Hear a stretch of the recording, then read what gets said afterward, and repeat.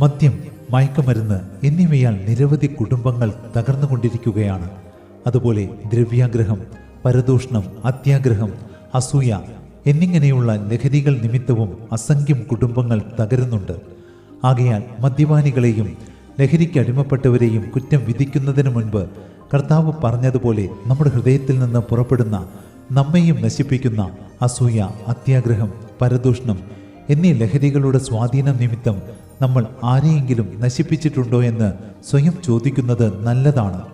അതെ, ആ വക പ്രവർത്തിക്കുന്നവരെ വിധിക്കുകയും അതുതന്നെ പ്രവർത്തിക്കുകയും ചെയ്യുന്ന മനുഷ്യ, നീ ദൈവത്തിൻ്റെ ന്യായവിധിയിൽ നിന്ന് തെറ്റിയൊഴിയുമെന്ന് നനയ്ക്കുന്നുവോ എന്ന ചോദ്യം നാം ഓർക്കണം. നിങ്ങൾ ജഡത്തെ അനുസരിച്ച് ജീവിക്കുന്നുവെങ്കിൽ മരിക്കും നിശ്ചയം. ആത്മാവിനാൽ ശരീരത്തിൻ്റെ പ്രവൃത്തികളെ മരിപ്പിക്കുന്നുവെങ്കിലോ നിങ്ങൾ ജീവിക്കും.